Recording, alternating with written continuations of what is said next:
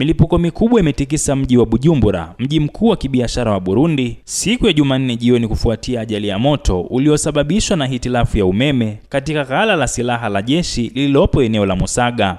Tukio hilo limesababisha taharuki kubwa miongoni mwa wakazi wa maeneo ya kusini mwa mji huo, huku familia nyingi zikilazimika kukimbia makazi yao baada ya vipande vya milipuko na makombora kutua katika maeneo ya makazi ya watu. Milipuko hiyo iliendelea kwa saa kadhaa ikisikika katika vitongoji mbalimbali na kuibua hofu ya shambulio la kijeshi. Msemaji wa Jeshi la Ulinzi la Taifa la Burundi, FDNB, Brigedia Jenerali Gaspard Baratuza, amethibitisha kuwa chanzo cha milipuko hiyo ni ajali mbaya ya umeme katika ghala la silaha la jeshi lililopo Musaga. Jenerali Baratuza amewahimiza wananchi kuwa watulivu na kuepuka maeneo yaliyoathiriwa wakati mamlaka husika zikiendelea kudhibiti hali hiyo.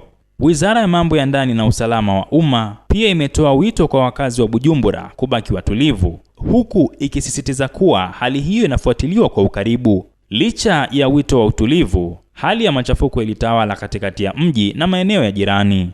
Mashuhuda wameeleza kuona vitu vikianguka kutoka angani na kulipuka karibu na nyumba zao, jambo lililosababisha watu kukimbia kwa miguu, huku magari ya polisi yakionekana kuzunguka kwa kasi. Tuliona kitu kikianguka na kulipuka si mbali na nyumba yetu.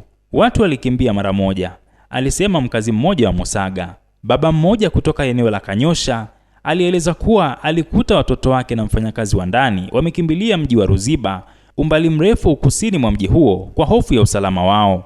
Balozi mbalimbali mjini Bujumbura zimewashauri wafanyakazi wao kuepuka safari zisizo za lazima na kubaki waangalifu kutokana na hali hiyo ya kutatanisha.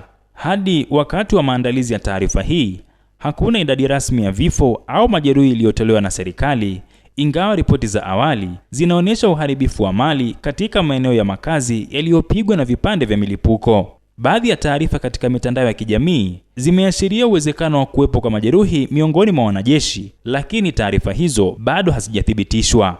Tukio hili limeibua kumbukumbu za matukio ya nyuma ya milipuko katika maghala ya silaha barani Afrika, likisisitiza umuhimu wa usalama katika uhifadhi wa zana za kijeshi karibu na maeneo ya makazi ya watu. Abdul Nasir Mwita, Rubaa za Kimataifa.